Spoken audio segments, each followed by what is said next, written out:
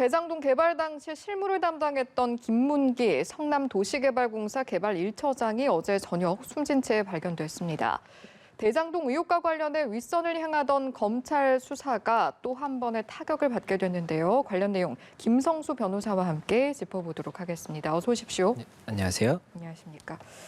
이번 사건, 경찰이 일단 범죄 혐의점은 없는 것으로 보고 있는데 일단 부검은 진행하기로 했다고요? 네, 맞습니다. 지금 일단 알려진 소식을 좀 말씀을 드리면 이제 김문기 성남도시개발공사 개발 1차장이었어요. 근데 이 1차장이 성남도시개발공사 사옥이 있지 않습니까? 예. 이 사옥에서 어제 저녁 8시 20분경에 이제 숨진 채로 발견이 되었고 이와 관련해서 이제 경찰에서는 사망 경위에 대해서 확인을 하고 있고 이제 아직까지는 범죄 혐의점이 발견된 것은 아니지만 여러 가지 의혹이 이제 제기될 수 있는 상황이기 때문에 부검을 진행할 예정이다. 이렇게 지금 알려져 있고 22일에 국가수사에 신청할 예정이다. 이렇게 알려져 있는 상황입니다. 네.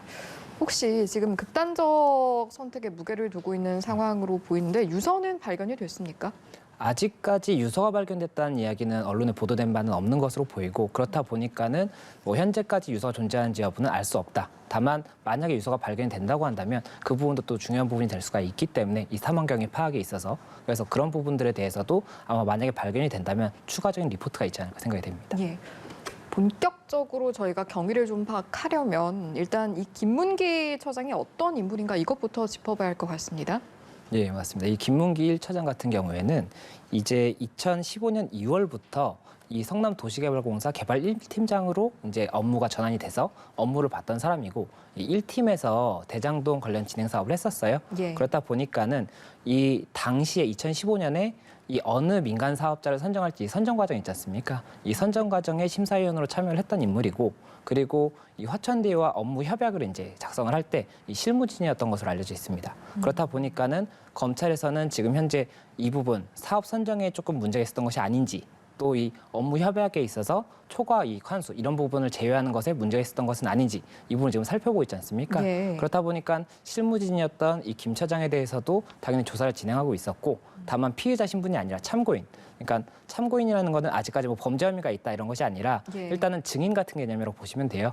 이 수사에 있어서 관련자로서 이제 필요한 사람을 참고인이라고 하는데 참고인으로 여러 차례 조사를 받았던 그런 인물이었습니다. 예.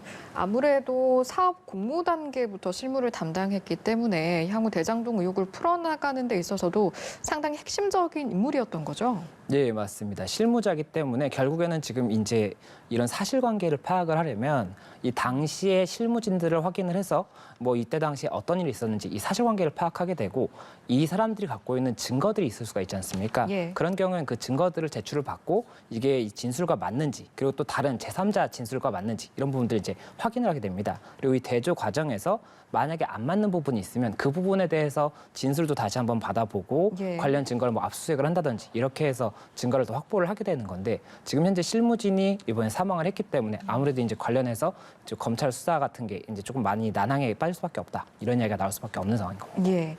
말씀해 주신 것처럼 참고인 신분으로 여러 차례 조사를 받아왔고 물론 개괄적인 내용은 설명해 주셨습니다만 구체적으로 어떤 내용들에 대한 조사를 받은 겁니까? 말씀드린 바와 같이 일단은 그 사업자 선정에 참여를 했었지 않습니까? 심사위원으로. 그렇다 보니까는 이 배점 기준에 대한 부분, 이제 배점을 하게 되는데 이와 관련해서 검찰에서는 이 사업자가 세 군데가 민간 사업자가 참여를 하겠다고 의사를 밝혔는데 예. 이 중에 두 군데에는 어떤 특정 항목에 대해서 0점을 주고 한 곳, 이 하나은행 컨소시엄에 대해서만 20점을 준 것이 있어요. 이런 부분들이 점수에 있어서 굉장히 클 수가 있거든요. 그래서 이런 것들을 고의로 이 하나은행을 조금 선정되게 하기 위해서 조금 장난을 친 것이 아니냐, 조금 이제 범죄 혐의가 있는 것이 아니냐 이렇게 이제 검찰에서는 보고 이 부분을 수사를 했던 것이고 다만 말씀드렸던 것처럼 만약에 범죄 혐의가 있다는 것이 인정이 된다면 피의자 신분으로 전환이 됐을 텐데 4차례 이상 지금 조사가 진행됐던 것으로 알려져 있는데 아직까지는 참고인 신분이었던 거거든요. 그렇다 예. 보니까는 범죄 혐의가 발견됐는지 이런 부분들에 대해서는 아직까지 정확하게 파악되지 않는 상황이고 어쨌든 검찰에서는 그런 부분들을 일단 봤던 것이 있고 그리고 말씀드렸던 것처럼 업무 협약에서 업무 협약서가 지금 문제가 이 초과이익을 환수하는 조항이 들어갔으면 예. 민간 사업자한테 이렇게 크게 이익이 안 들어가고 이 이익이 성남도시개발공사 그러니까 성남시에 결국에 갔을 텐데 이것을 빼서 결국에는 이런 손해를 입히게 했다. 이거지 않습니까? 예. 이 업무 협약의 실무진이었으면 업무 협약서가 그냥 하루 만에 딱 나오는 것이 아니라 여러 차례 작성이 되고 내부적인 검토를 거치고 그다음에 이제 화천대유와도 논의가 됩니다. 이런 부분을 넣자, 이런 부분을 빼자, 이런 게 논의가 되는데 예. 그런 부분에 대해서 일단은 만약이라도 화천대유 측의 이익을 위해서 이것을 고의로 뺐다고 한다면 문제가 될 수밖에 없거든요. 그래서 그런 부분들에 대해서도 검찰에서는 수사를 같이 진행을 했던 것이고 말씀드렸던 것처럼 참고인이었기 때문에 범죄 혐의가 발견되었는지 여부는 아직까지는 확인되지 않는 것이고 만약에 참고인이 아니라 피해자였다고 한다면은 범죄 혐의가 있다고 봤기 때문에 검찰에서 전환을 한 것인데 예. 참고인이었지 않습니까? 그렇기 때문에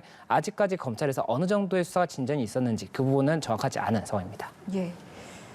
사업자 선정 과정 그리고 초과이익 환수 조항 삭제 이 부분에 대한 내용이 있었을 것이고 조사 과정에서 유동규 본부장과의 관계에 대한 질문도 있었겠습니까? 예, 맞습니다. 이 유동규 본부장이 이제 오른팔이다라는 얘기가 나왔던 겁니다. 이 김 차장 같은 예. 경우에. 그래서 왜 그런 얘기가 나오는지를 보니까 유동규 본부장이 2000년대 초반에 분당의 한 아파트에서 리모델링 추진위원회 조합장을 했어요.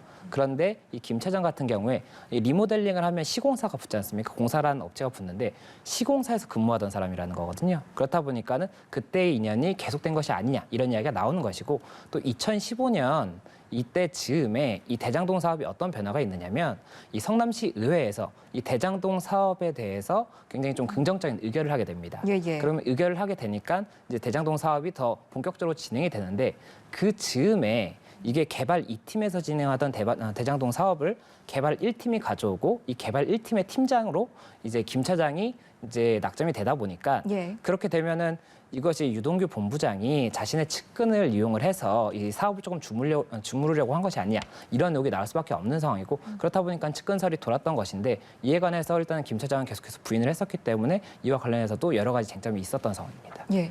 김 처장은 그럼 초과이익 환수 조항 삭제 주체에 대해서는 뭐라고 답변을 했습니까?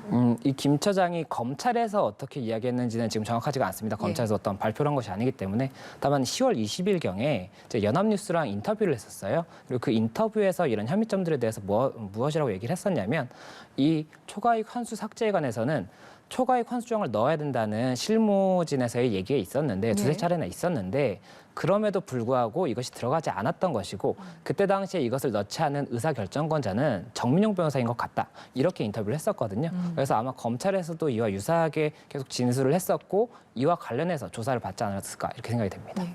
말씀하신 어떤 사안들로 조사를 받고 있었고 다만 여러 차례 조사를 받았는데 참고인 신분이었다. 피해자 신분 전환에 대한 검토도 없었던 것으로 보이거든요.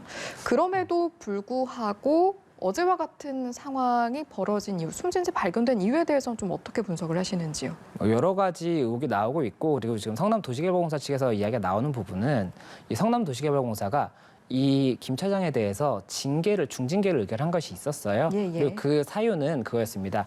지난 9월 25일에 이런 사건이 조금 불거지니까 정민용 변호사가 그때 당시엔 퇴사한 상태였거든요. 그러면은 외부 사람이지 않습니까? 근데 정민용 변호사가 와서 이 하나은행 컨소시엄 관련 배점 기준표를 좀 보고 싶다. 뭐 이렇게 해서 이것들을 보여줬다는 거예요. 근데 이거는 비공개 자료이기 때문에 외부인한테 함부로 보여주면 되는 자료가 아니지 않습니까? 특히나 그런 의혹이 있는 상황에서. 그렇기 때문에 이와 관련해서 징계가 이제 진행이 됐었고 중징계 의결이 됐다라는 소식을 최근에 들었다는 겁니다.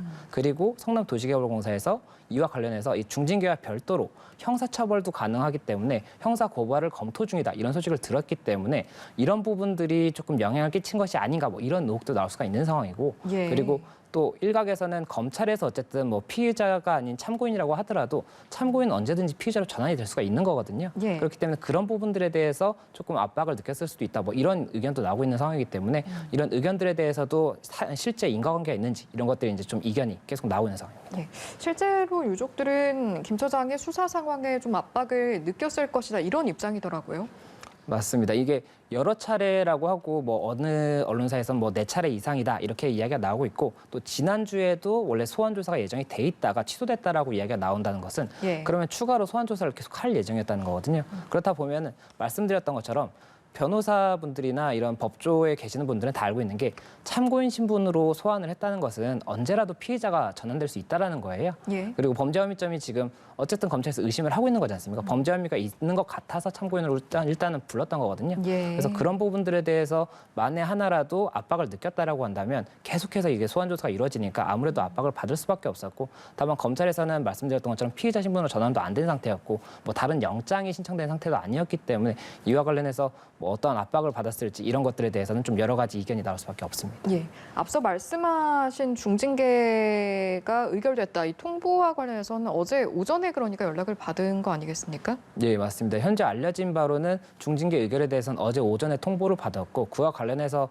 이제 뭐 여러 가지로 힘들었을 수가 있는 거지 않습니까? 중징계 의결을 받았다라고 한다면. 그래서 그런 부분들이 원인이 된 것이 아닌가라는 조금 그런 의혹성 기사도 많이 나오고 있는 상태인데, 이와 관련해서 결국에 사망 경위를 정확하게 경찰에서 밝혀내려고 지금 노력을 하고 있으니까 어떠한 사망 경위인지에 따라서 뭐 어떤 경위로 이런 조금 극단적인 선택을 하게 되었나, 아니면 뭐 이런 조금 안타까운 결과에 이르게 되었나, 이런 것들이 밝혀지지 않을까 생각이 됩니다. 예. 공사 측으로부터 중징계 통보를 받았고 고발에 대한 언급도 있었고요. 그 이후에 또 저녁에 이제 김 처장의 숨진 채 발견이 됐단 말이죠. 관련해서 공사 측의 입장은 어떻습니까?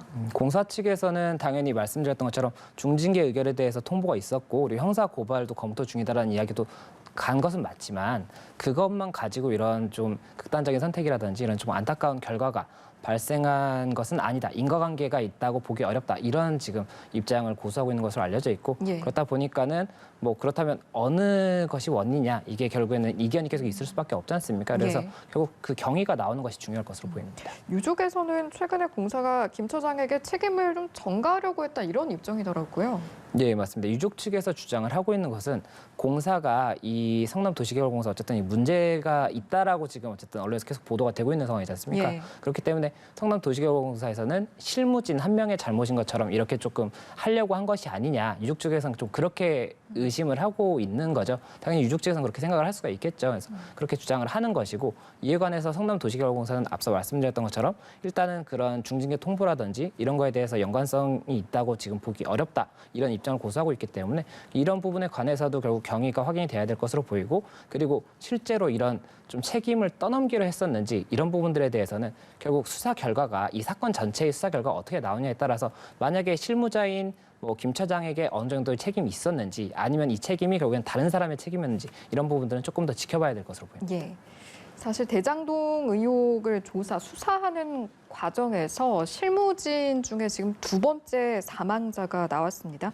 앞으로 수사를 전개하는데 아무래도 난항을 겪을 수밖에 없을 것 같은데 향후 상황 좀 어떻게 전망하시는지요? 맞습니다. 이게 지금 그 관련자가 이제 두 번째 이제 사망이 된 상황이고, 예. 유한기 전 본부장 같은 경우도 그렇고, 이번에 김 처장 같은 경우에도 그렇고, 이런 대장동 사업과 관련해서 굉장히 핵심 실무진이라고 볼 수가 있거든요. 예. 근데 그런 사람들이 이제 사망을 하다 보니까 검찰에서는 앞서 말씀을 드렸던 것처럼 이 조사를 할 때 일단은 관련인들, 뭐 참고인이든 피의자든 다 소환을 해서 조사를 해보고, 거기서 나오는 걸 단서로 삼아서 관련 증거들을 추가로 확보를 한다든지, 아니면 또 거기서 진술해서 나온 다른 사람을 또 불러본다든지 예. 이렇게 되는 것인데, 지금 아마 이미 4차례 이상을 불렀기 때문에 어느 정도의 진술은 확보가 돼 있을 것이고, 필요한 증거도 무엇인지 검찰에서 어느 정도는 검토는 하고 있을 거예요. 예. 그런데 그럼에도 불구하고 이런 증거가 나온다고 하면 이 증거가 어떤 내용인지를 다시 한번 물어봐야 될 텐데, 이걸 확인할 수 있는 상황이 아니게 된 거죠.